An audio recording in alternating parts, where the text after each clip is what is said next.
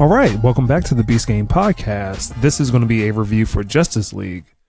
The writers are Chris Terrio, Joss Whedon, and Zack Snyder. It stars Ben Affleck, Gal Gadot, Henry Cavill, Jason Momoa, and Ezra Miller.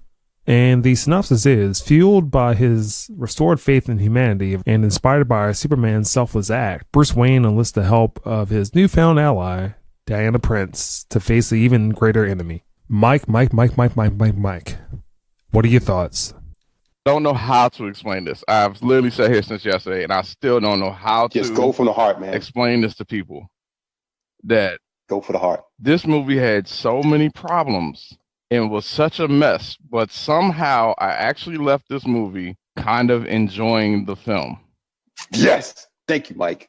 And I don't know how to explain this because I have so many problems with it, but yet I honestly left out of it and was like, I could watch this again. It's so bad it's good. Well, is it that? Or is it that DC's movies have been so bad that even a clusterfuck is good for them? No. You had hope, man. You had hope that the direction that they attempted to go in would work. If the direction they went in from the beginning of that film would have worked. At least it raises the question. It does do that. Because I did go, okay, if Whedon didn't have anything to do with this, and this was a little bit longer to flush out some stories, how good would it have been? Because it had potential. Whoever the company was told them that they couldn't make a movie longer than 2 hours. Hence why all the cuts.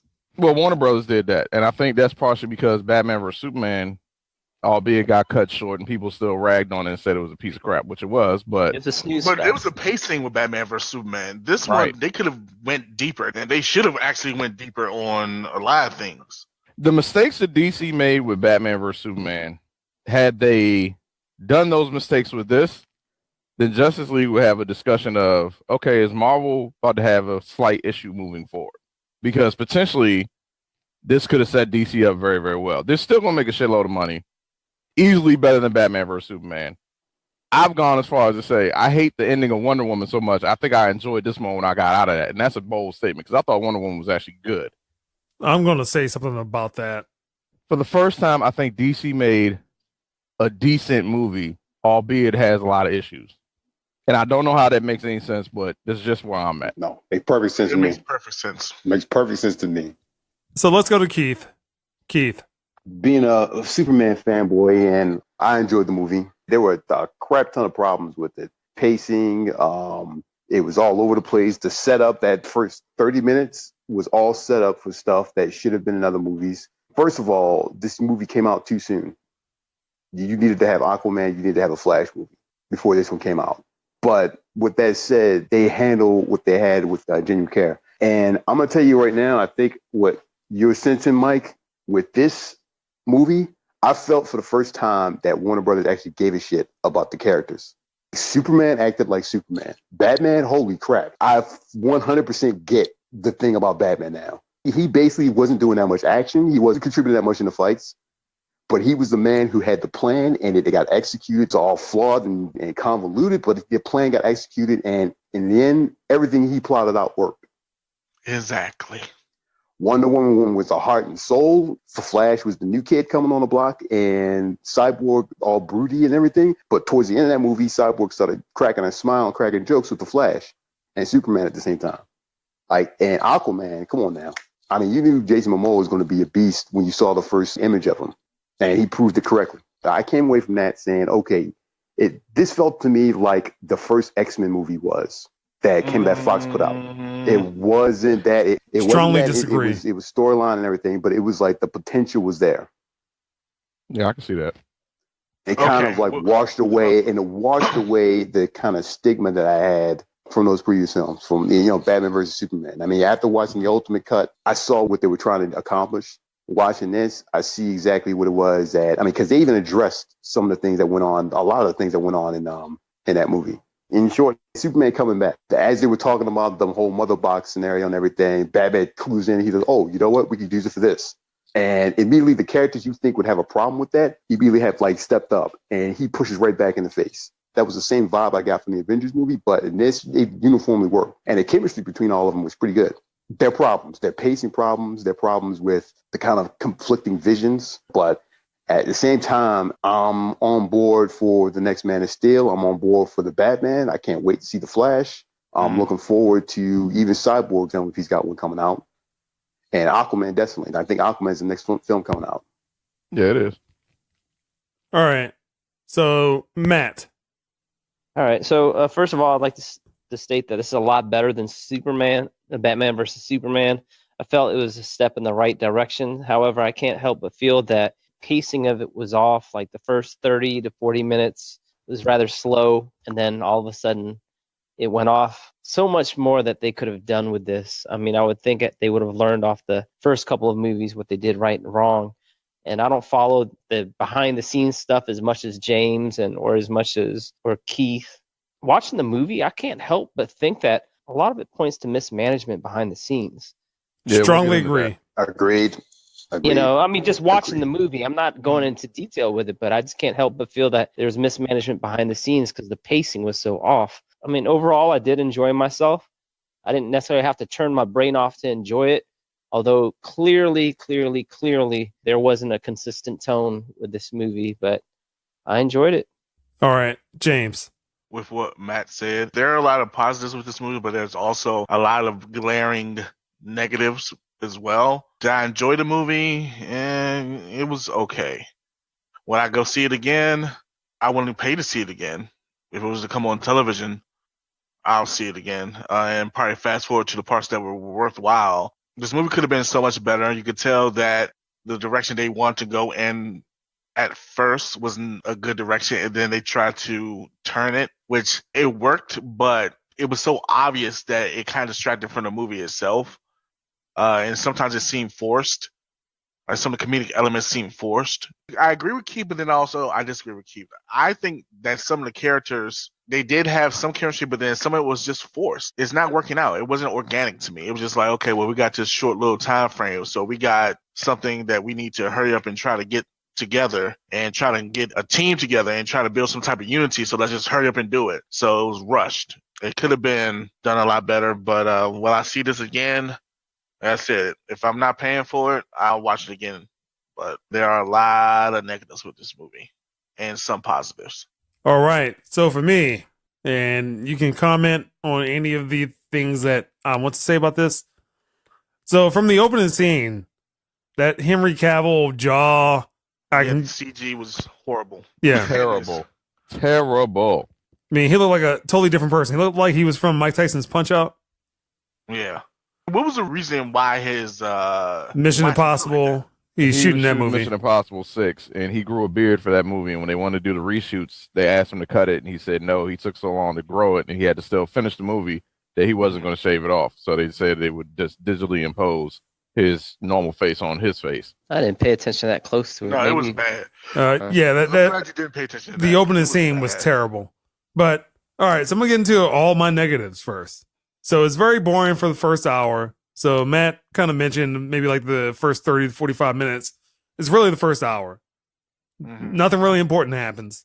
It's overly sentimental from the beginning, at least from the Superman memorial scene. You have a scene of someone kicking fruit. Like, how is that gangster? I hate bananas. Fuck bananas. Just kick the fucking bananas over and shit. It's like, Rah! In slow motion. Which is my next problem, is that it's way too much slow motion, way too much speed ramping, way too much CG. That Zack Snyder style of shooting from Sucker Punch to 300 to any other movie that he has done. It's becoming outdated, man. He needs to change his directorial style. Other than Dawn of the Dead is bad. Dawn of the Dead, I don't really think he really used any slow-mo in that too often. It was a lot of intense close-ups, like, you know, a lot of action sequences in there, but it was like intense action sequences, like a little bit of shaky cam. Yeah. This one, I agree with you. I mean, after a while, even like as a director, I mean, I understand you have your things that are like your trademark. You gotta deviate. You gotta change. You gotta change a little bit. You get stale. And it's like they overcommitted to the style, and it does not work.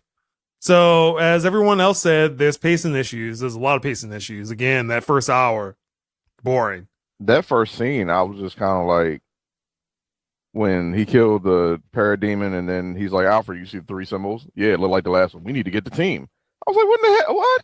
How does that even they add rushed up? the shit out of that, man. They rushed the shit out of that. It's just like, yeah. That's not even an event. It's catastrophic enough to warrant getting the Justice League. Like, I mean, this was on your home, Batman Right.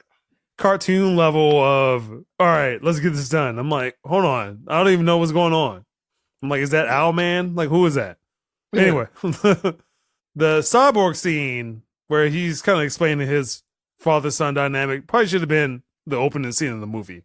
They probably should have centered the movie around him because I honestly felt like he was one of the strongest characters in the film. Yeah. I actually liked Cyborg. I actually thought he was going to be the weakest link, but I actually liked Yeah. his portrayal because it was an accurate portrayal of him from the comic. Because in the beginning, when he actually became Cyborg, he was disgruntled as fuck. He was not feeling it because, he felt he was a monster. And I think that the character playing Cyborg did a good job in displaying that. And he was brooding more so than Batman was brooding. And Yeah. Batman's all about brooding and shit. So, all right, so let me just continue. I'm gonna rattle these off. okay. So for me, Batman never seems like the smartest person in the room. There's overuse, huh? Really? No, He basically laid out all his plans work, dude. no, it works because the movie Like, has oh. to. It doesn't work because the way Batman is Right. written. I agree with him. All right, so the next thing is that there's an overuse of the Wonder Woman wrist clank because it happens way too much in the movie. I think Aquaman's underutilized. And kind of wrapping up some of my statements. I have maybe another 5 statements. My ultimate statement is that how do they mess this up, especially after Wonder Woman? A lot of this reminds me of Thor: The Dark World and Fantastic Four: Rise of the Silver Surfer. Right. Yep. Definitely see that. The best way to approach this movie would have been like X-Men First Class, where it's completely competent and compelling. It reuses characters that you already know, presents them in a different fashion, and it's a decent movie. A better storyline, just in general, for any DC movie is the Injustice 1 and 2 video game storyline. Basically. Yeah. Lex Luthor tricks Superman. Superman kills Lois, goes insane, and this power-hungry madness, I need to control the world thing, and it throws a rift between him and Batman. Kind of wrapping some things up, said, I wonder what the state of this movie was before the reshoots, because this must have been a train wreck. Well, I believe it was, man.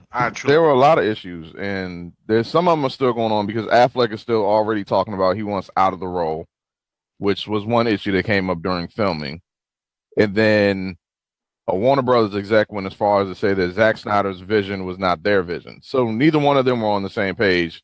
And that's why they told him to go home. They brought in Whedon and said, we sent Zack home because he's still dealing with the death of his daughter. But apparently there's like a legal embargo or something on Zack Snyder where he can't do interviews about the movie at all. If I'm not mistaken, he wasn't even at the premiere. And even on top of that, Joss Whedon has a writing credit for the movie. Right. And well, he's come out and said it's still Zack Snyder's film. He's saying he just finished the movie for his friend and did some writing. That's it. That's how he kind of put it. But that's like rewriting the whole movie in order to get a writing credit. You can be... Right. Well, he basically did, because essentially they did enough reshoots. They started reshooting in, I want to say it was either May or June. And normally they say reshoots are only like a couple of weeks. He had reshoots all the way to the end of August. And they never pushed back the release date. Because at that point, I said, okay, well, then you just push it back to 2018 and do the movie right and just get it done. And they can't hold people on the contract for there that was even long. a set shot of him building what everybody said appeared to be the Hall of Justice, but it never made the movie. So there's a lot of issues behind the scenes. Yeah. One other big problem that they had, and I still haven't figured out who came up with that they should have just went with Steppenwolf. That is one of the worst villains I've ever seen on film. Agreed. That's why I said.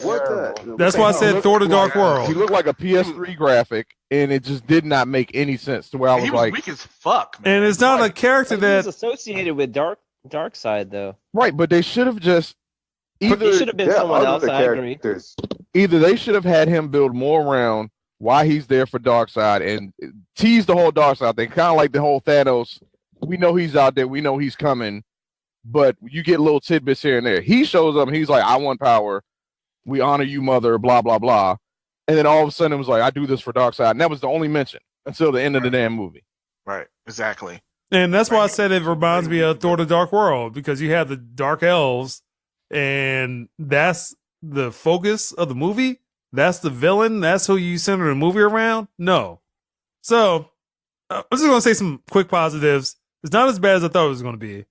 And that Cyborg, Momoa, and Irons are the positives of the movie, if I can say that much. And again, I think Aquaman's underutilized.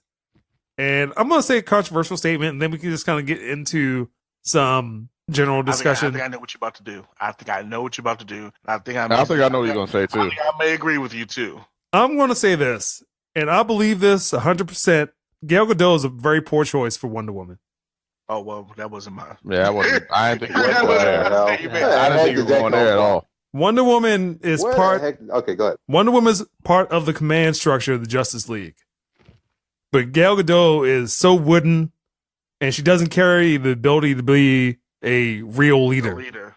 That is true. Okay. Now, see, you know what? Now that you mention it, you have a point. You have a very good point.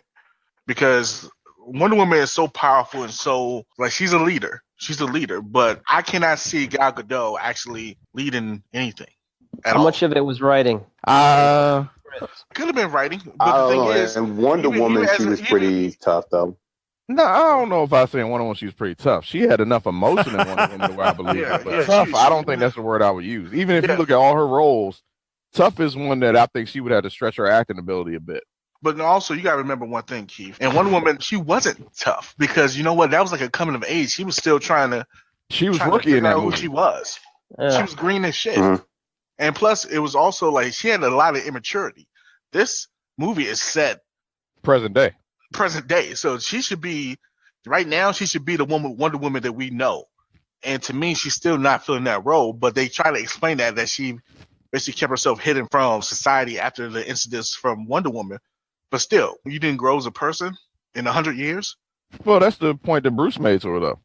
Yeah, and he basically told her, "Don't talk to me because that happened years ago, and you just vanished." Basically, and that's why, to me, and by me being a Batman fan, even though they was like, "Well, Jay, you didn't like this movie because your boy was getting his ass beat." No, okay. I'm saying this shit now. It's not the reason why, because to me, I actually like the portrayal of Batman. I think it was a very good portrayal because you know what? He did what Batman does. I'm confused. What do you mean because he got his ass beat? The ass beat was for a purpose. Mike, he got dropped by Zeus. He wasn't trying to stop. Right, that was all on purpose. Okay. Right. He was the only one with the plan. Thank you. Because he's the planner. That's Keith, like you and I talked earlier. Now you see why I fuck with Batman. He always has a plan. He's always ahead of motherfuckers. He's always outsmarting people. I wish they would have went more in depth or made it a little bit more obvious. I mean, when Keith was talking about as far as being the psychological planner and all that stuff, you didn't see it as much initially? Like in Batman vs. Superman, I didn't see it. He seemed a little off-putting. In this one, I saw that he had plans for just about every eventuality. This is what they should have done. Go ahead, Keith. I'm sorry. Well, Superman was dead. He basically said, we're going to do the best we can with what we got. The moment there was an opportunity to bring him back, he was like, we're all in. Damn this. That's the only way we got. And then he had contingency plans for if he comes back jacked, if he comes back okay, if there's something wrong with him. He had plans within plans. You could tell he was just going with it. And he had other. He was confident. ways. Everybody else was being a bitch. Let's call it what it is. Well, we don't know. Really? We don't know. No, look, you know what? Like I said, maybe this is why I fuck with Batman so much. It's because the way he thinks is the way I would think. We don't have time to be sitting around here discussing shit and all in your feelings and all. I don't know. You got to take a chance. If you don't take a chance, then there's no chance. So what the fuck you going to do? Going to sit there and be like, well, it could come back like this. Obviously, if I'm throwing up this plan, I got a backup, baby. Well, some of the stuff was kind of predictable because I was in the movie theater when he was getting dropped, and I said, just get Lois Lane. It's like because it's the one thing to keep him in check. Yeah. I mean, you kind of know that. I was even thinking that or his mom. I had thought it was Lois Lane, his mom, or he's gonna pull out some kryptonite. Like, chill. Right, one of the three. Yeah. Like, even at the end with the foreclosure of the house, and he was like, how'd you get it? And I said before, he was like, Bruce bought the bank. I'm like, this is what he does. There ain't no question of how I got back. Like, the bank. starting to tell Keith was what they should have done. Batman vs Superman, they had a little bit of framework of Bruce was getting files on everyone with the idea of get a team together. And in this movie, had they flushed it out more, they should have shown where he kind of had the plan set, like this is what we're going to do to get everybody together and then move forward as a team. Mm-hmm. As opposed to just, like I said, parademon on the wall, 3 symbols, hey, Alfred, we need to get the team together. And then I'll show up, look for Aquaman, just out of nowhere. Right. Like I said, the pacing of this movie destroys this movie. You can tell that they threw a movie together to make a release date. Yeah, it's out of order. If it had proper order, and I agree with you, Barry, if they would have started off with Cyborg's story in the beginning, that would have worked out because you don't know much about Cyborg. There was no origin movie. I mean, you don't need an origin movie, but you can at least lead the audience to know more about him. They started with the Flash and Cyborg in the beginning. Everyone else you already know about. Cyborg's story would have worked a lot better because, one, it would have had heart to start the movie off with. 2, he's built off the mother box, which is the one thing everybody's focused on. Exactly. So you automatically explain to us what that is, and then when the other 2 show, we go, oh, it goes with what he got. All right, makes sense. Mm-hmm. As opposed to 3 symbols on the wall, and then later on it's like, all right, these 3 mother boxes come together to destroy the Earth. And the thing I did like, Batman kind of already had out because, like, in the very beginning, he basically used the fucking criminal as bait. Yeah. He knew what was going on already. And then I guess once he saw the symbol, he was like, okay, well, the invasion is here. Let's get the team together. I'm like, dude, you should have been got the team together. Right. Well, that's very un-Batman-like of you. As far as Aquaman, did any of y'all feel like he was like Aqua Bro? He was. Pretty much. Yeah. Again, he's underutilized. He was a surfer dude. He was supposed to be the quote-unquote bad boy of the crew, I guess. Mm-hmm. Was he? Was he that way in the comic book? I have no idea. To me, Aquaman is written about. Yeah, he's kind of written like Thor, the way you look at him, you go, all right, this dude ain't for real. And then he does stuff where you're like, all right, maybe he is kind of thorough. Mm-hmm. Now, you talking about like the go to the Asia comics, then he'll be riding 2 dolphins. Yeah, nah. Ain't nothing thug about him at all. Now, we talking about now, when we had our discussion about, Superman, the I don't talk to fish Aquaman. Yeah. Yeah, that's how Aquaman is. I don't know about the bro thing, but Yeah, I don't know about the drinking whiskey and all that kind of crazy stuff that he was doing in the movie. Aquaman's a badass, man. He's a badass. Was he a majestic character? Was he what? A majestic character. He should be, but the way that he has been written in the comic books, he's not like that all the time. Okay. He is a ruler of Atlantis, so... I mean, because if you look at some of the DC movies, he's written not slightly regally, but he's smug. He's a smug ruler for anyone that is not Atlantean. Right. He's all about Atlantis. To be honest with you, he's with the Justice League for Atlantis. He's not worried about the surface world like that. And they went opposite with the movie because in this, he basically was kind of carrying like he could give a damn about everything else, and I'm not fighting. And it wasn't until Mira said something to him that all of a sudden he showed up. Yeah. I don't know the story of Aquaman like that, but Mira's his girl, right? Why didn't they even know each other? And like his mom adopted her. Yeah, that didn't make sense either. That's kind of incestuous, ain't it? Because aren't they supposed to be... That ends up being his queen. Yeah, right. Yeah. That was a badass queen, though. Do you know why they picked November 17th for the release date? That was always the original release date. But do you know why they picked that like over a year ago? Oh, I don't know why they picked that exact date. It was the 25th anniversary of Death of Superman comic. That was one of the reasons why they rushed it. Oh, well, they should have done Batman vs. Superman on that day then. If you're going to do the anniversary of the death of Superman. Right. He dies in the end of the movie. That would have worked out better. Okay, so like, if that's the case, then this kind of segues into something that's been gnawing at me for a while with DC, the DC Cinematic Universe. There is no cohesive vision. No. For this thing at all. I mean, come on. Except for the visual style, because the visual style is Zack Snyder, regardless of who the director is. Yeah, that hasn't changed. I mean, even though they need to show brighten it up, it was still dark. They need a franchise runner, someone to run this whole franchise. Like, they need one person. That's just it. They need the Kevin Feige, but they don't have it. They don't have it. Because right now... Joss Whedon's not going to do it. Yeah, Whedon's not going to do it. Affleck's already talking about he wants out the role. No. Ben Affleck's talking about leaving Batman. They talking about getting Jake Gyllenhaal possibly. I'm like, no. I mean, I don't think Joss Whedon wants to be doing another 3-4 movies. Yeah, I don't think spending his life for that. Well, he's going to do that Batgirl movie because it's interesting, but other than that, he's Batgirl? Yeah, he wants to do Batgirl, but he said after Avengers Age of Ultron that he didn't want to do it anymore because it basically encompassed his whole life doing everything. Yeah. All the way through promoting and all that. And he just didn't enjoy it the second time around. And it shows in the quality of the movie. Right. Yeah. think Yeah, Disney exactly what it sounds put like. in a lot of restrictions, so it was just like, all right, I'm done. Yeah, and around that time, it was that whole Kevin Feige was beefing with the other guy who was the head of Marvel, And Marvel Studios. Mhm. So they were beefing and stuff, and Joss was one of the casualties. So I wish they would have went with the black Superman suit. I thought they were going to do that. I thought they were too. It's a couple things I wish they'd done. I wish they would have done that, and I also wish they would have had a bigger Easter egg about the Green Lanterns, because to me that was your greatest opportunity. And I had conversations with Jay about that before the movie came out. I said, if they really want this to work, then you put Green Lantern in there some way, somehow. I don't care if it's post-credit scene, whatever. You stick it in there, not just a ring falling off a dead person in a flashback scene flying off to whoever. That don't work. I don't need that. Yeah, you need more than that. You literally should have had Hal Jordan. Morph was a Green Lantern holder? No. Yeah. Oh, what? Yeah. When they were talking about Steppenwolf in the battle when everybody united, they had a lantern and he got killed by Steppenwolf and the ring came off and it flew off towards the screen. That was it. They had a couple of lanterns, I think. I could have sworn I see at least 3. yeah, it was 2 lanterns. Yeah. So, well, that There's was a whole pretty bunch good of Easter Easter egg, eggs though. in this. I mean, they had fucking Hercules in there, or Zeus, or somebody. Hercules was in there, and mention of the gorilla language. Yeah, Gorilla Grodd.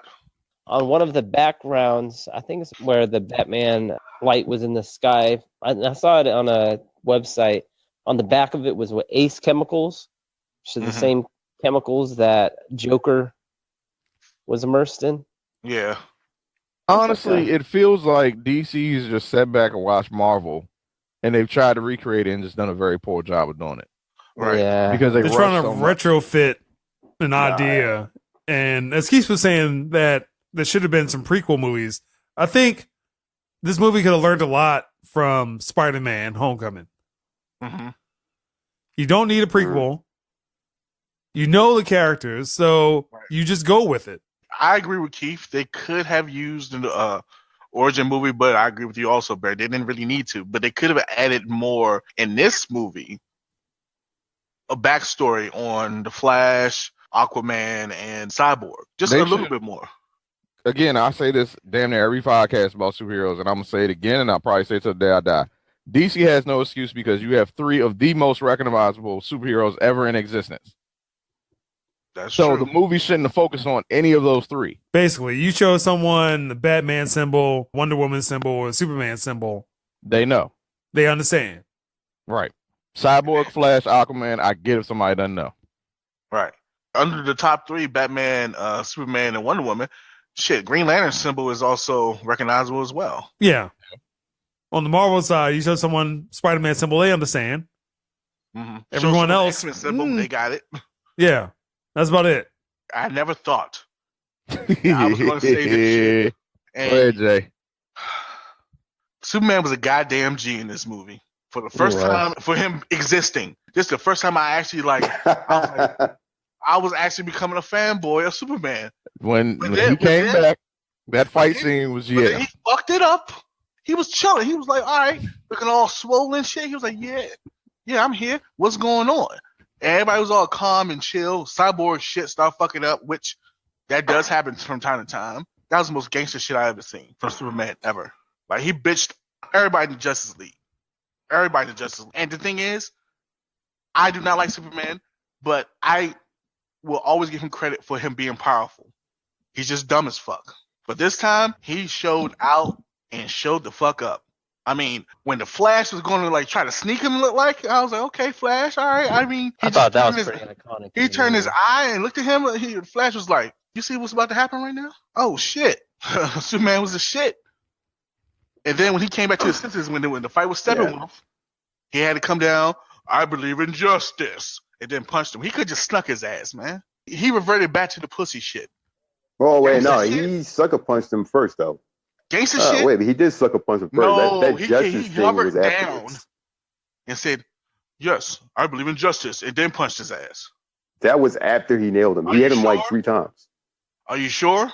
Yes. Can someone confirm this? Because I remember him hovering down, and then he had to say some corny shit, fuck up my whole outlook of him. Because I literally was just like, I can't believe this. Superman's a goddamn monster. in this. Who wrote this shit? This must be Josh Whedon. Let me just say something. That whole scene, that was all Whedon. If you take that out, that's 10 minutes of the movie. That was Josh Whedon, and I was like, you know what, Keith, you had me contemplate. Maybe I was a little bit too hard on, Superman. Maybe he's not that bad. But then he comes up with that corny ass line. He's finally stepping with, and I was like, nope, I was totally right. But at the end of the day, honestly, that's him. And Whedon wrote it that way, and it was like, all right, you wrote a true character. Mm-hmm. So. And the part where he saved, I like the little quip, a little bit with Flash and Superman. When they save the people. Flash saves the truckload of people. Oh, that's nice. And he just looks over and the dude just see a flying apartment building. And you know what? Like, I'm going to say something that, Let me just say something right quickly. The only memorable line I remember from Superman is when he said, "You won't let me live, you won't let me die," to Batman. Mm-hmm. It's the only thing I remember. Everything else is just, yeah. I will say this. Barry had his unpopular opinion. I'm going to have mine right now. I'm going to say it. The Flash was kind of getting on my goddamn nerves after a while. It's the comedy in the movie. They tried to make him too much like Spider-Man. Yeah. He seemed like a fake Tom Holland to me. I thought, wow, it was cool. Like, cause the Flash is kind of like that. But the Flash knew when to get serious, when shit got real. This one, he was just like, I don't know. And I was just but like. Isn't he like he's being that they're freshman in college. introducing him? But see, I'm about to bring that up, Matt. I'm glad you said that. Because, that just shows the character's inconsistency. Because you remember in Suicide Squad, he took out Captain Boomerang like it was nothing. Like, he was just used to the shit. This one, he was like a little gun shy about everything. I never saved anyone. But yet, you were a crime fighter in fucking Suicide Squad. You were seasoned. Well, wait a minute. So that brings up a question. So does that mean that the timeline is all for DC? Does that mean the Suicide Squad technically takes place after this? Because remember, in it just means Suicide Squad, that's when he went to Amanda Waller to get more information on the people he was recruiting. No, but what I'm saying is, oh yeah, all right, I got you. So basically, what that was inconsistent character development. Correct. Yeah. So DC has dropped the ball. DC, the Beast Gang is available. You can hire us to straighten your ship. The Injustice video game has been out for several years. Please use that storyline. That storyline, goddamn amazing. I mean, I was in that joint. I was like, oh my God. Like just Batman. Just watching the cinematic movie of the game is better than the Justice League movie. I watched that because Jay told me to watch it. And I was like, damn. I'm saying they made their animated or their video games into a movie. It's a wrap. And all they do is just follow the goddamn video game, baby. And on top of that, it's super serious. It's super serious that this is kind of the way Batman v Superman was intended to be. But if you take that storyline as is, it is great. You would make billions of dollars off of it. But instead, you make $96 million. They're still going to make a ton of money because it's already projected to make almost $400 million worldwide off the first weekend. Right. What hasn't made so far? But I know it made 96. Domestic only counts for like worldwide sales. So foreign, it's 185 million. It failed. 185 million. So to date, it's 281.5. Wait, what failed? Justice League failed? Well, I think it failed for a simple fact. You want to take Thor out the number one spot. Well, it will. I'm talking about overall. Still not number one. It wasn't going to beat Thor. I mean, Thor combined right now is $738 million worldwide. Yeah, you're not going to hit that. Now, they're hoping to get Wonder Woman numbers, of course. And what exactly are Wonder Woman numbers? Well, Wonder Woman was 400 million in the U.S., if I'm not mistaken. So Mike is correct. So basically, it's 412 million domestic, 409 million foreign. So it's 821 million. 800. Okay. That's not bad. But it's good for DC standards. Because remember, look at it like this. If you're making a crappy movie and you're making almost $1 billion, what does a good movie do? But they don't care because the money's still coming back. True. But like I said, this is the thing that Warner Brothers is like that. This is the thing that pisses me off with them, though, is it still doesn't make sense. For instance, Avengers Infinity War, I have without no doubt that it's going to look like it should because Marvel's spending $1 billion on 2 movies because they already know that we're going to get it back. Spend the money.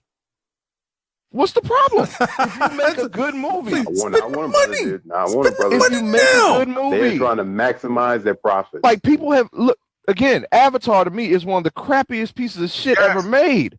Yes. But visually, Overrated I know shit. people that went to see that 4 times because visually they were just so stunned. That movie is horrible. Yeah, I Spend the wasn't money. very fond of it. Spend the money. Spend the money.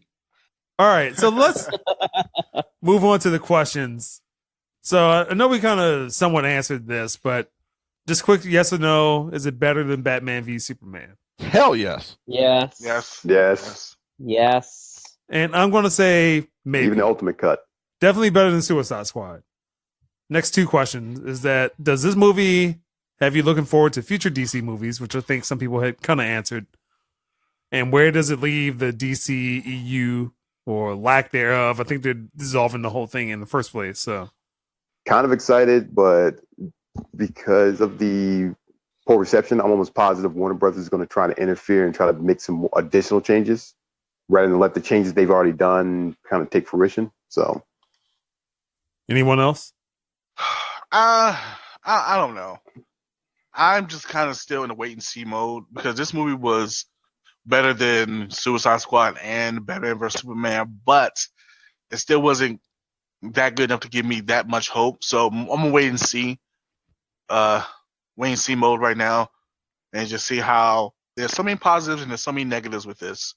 If they take the positives and push forward, then yes. To be honest with you, and I'm probably the only one that's probably fun to say this, but I was actually impressed with Cyborg. No, he was arguing my favorite character of the movie. He's the only character that has any complexity to him. Everyone else was just kind of just thrown in there. He had substance. And everyone else was just thrown in there. I look forward to that, but that's like, 2 years from now, maybe? Yeah, that's a ways off. You still got Shazam and some other stuff. Mm-hmm. It has to be a balancing act. And from what I've seen from the last couple of movies, either gone, in my opinion, a little bit too extreme on the comedy, and they just didn't balance it out. You got to balance it out. Like I said, mentioned before, with Thor Ragnarok, I liked the movie, but it was just a little bit too much comedy for me at times. You got to find the happy medium. You got to find that gray area. Stay there. And this one, I think the Flash was just a little bit too much. And he did have the Flash characteristics because the Flash is actually like that. But like I said, there's times when the Flash knew when to get serious. To me in this, he was always cracking jokes. Always. All right. So my last question is about the end credit scenes. And do the end credit scenes help the movie or the universe? The Superman Flash one just sets a tone that they're going to go more lighter tone and a little bit more fun moving forward, I think. End credit scene I actually liked. I like that. I like that. Was cool. I liked it because it was like, that's iconic. That was the thing with the Flash and the Superman. The second one is Luthor's apparently broken out of prison, and Deathstroke shows up on his yacht, and he tells him we should get his team of villains together. I didn't even see that. Which is like... Yeah, it was all it really wasn't worth it, but yeah. Here's my thing with DC. I'm going to say this again. The Beast Gang is available for contracting opportunities if you'd like us to straighten out the ship. Basically. We're not going to cost that much. We'll split the money. We'll be good. Just make sure we get a lot of Twitter shout-outs. We're on the red carpet. You give credit where credit's due because clearly you need some help. I'm a genius behind the camera. We shouldn't hear nothing about Aquaman being reshot because the movie's done. So leave it as is. Don't fuck with it. Let's try to wrap it up a little bit. Mike, wrap up thoughts on the score. Again, many problems, but some bright spots. My score right now is at a 7, mainly because I didn't think DC could actually do this. I expected this movie to be the most complete piece of crap that I've ever seen, and just me shaking my head and saying, just stop making movies. Oh, shit. Seriously, just stop making them. Just bow out. Marvel's whooping your ass as usual, and just don't do anything further. But if they can fix the problems that they have, then potential is there that they could actually get something going. So, Keith. I was entertained by the film. I like Superman, like characterizations, like the actors, but there was a ton of problems. And honestly, I'm kind of thinking like, I'll probably watch it again just because I missed like the first 10 minutes of it. But after that, I don't know. So I'll give this movie a 7 as well. I was one of the few people who on the Beast Gang actually liked Batman vs Superman, especially the director's cut. Well, I like the director's cut. The director's cut made sense. And especially the director's cut. This, I'm hopeful for the future, but at the same time, I'm not hopeful for what Warner Brothers is doing. And it's unfortunate that Ben Affleck's trying to get out. He's solely right now on being Batman. They need one person. They need to hire one man whose job is to oversee what is going on in the DC cinematic universe. I'm like, yo, you This got whole thing a by ton directed of by writers. It's terrible. You own DC Comics, Warner Brothers. And the thing is, I think the reason why some of Warner Brothers films sneak in under the radar and do well is because they don't attract the attention of the executives like this.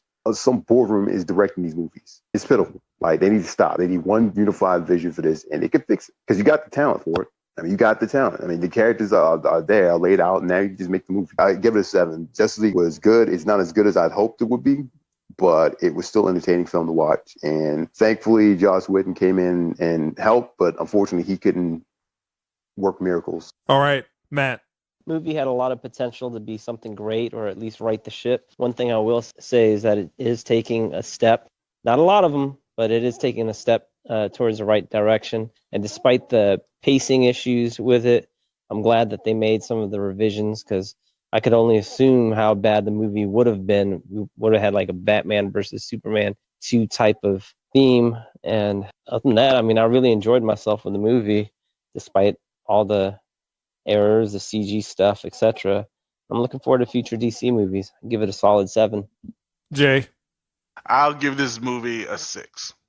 And the reason why I give it a 6 is because there were a lot of negatives in this movie. I mean, there were some positives, but there was a lot of negatives. And Josh Whedon came in and he resolved some of the problems, but not everything. He's not a miracle worker.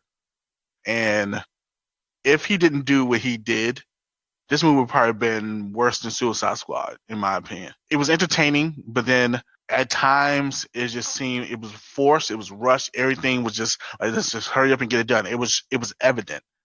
It was very evident. It showed that they had no clear-cut path of what they wanted to do with the whole Justice League as a whole. The story was weak, plot was weak, the villain was weak, CG was ridiculous.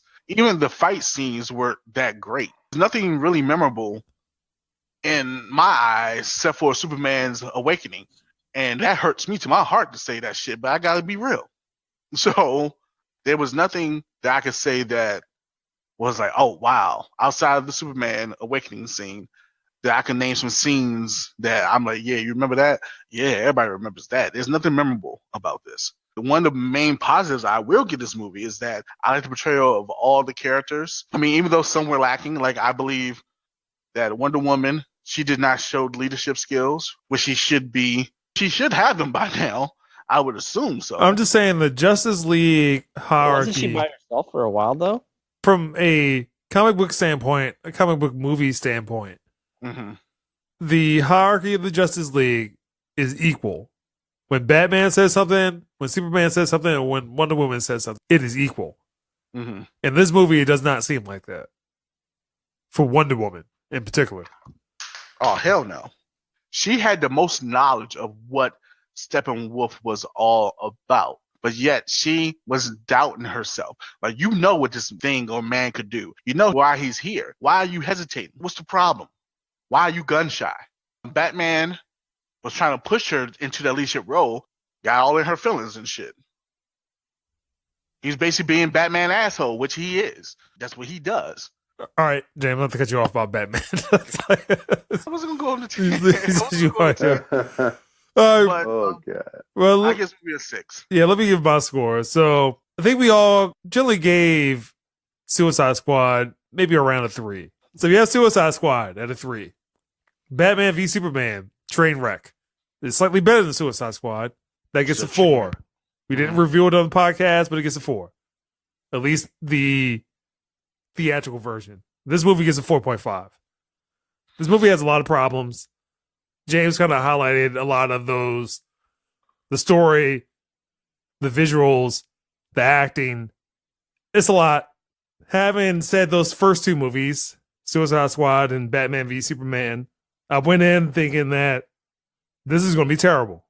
Regardless of what reviews were out at the time, how much I avoided the movie, I was expecting a very terrible movie, something worse than that, and I did not get that. And again, it gets a 4.5. Close to a 5, but still not the movie that it could have been. Because again, taking into account X-Men First Class, where you know these characters.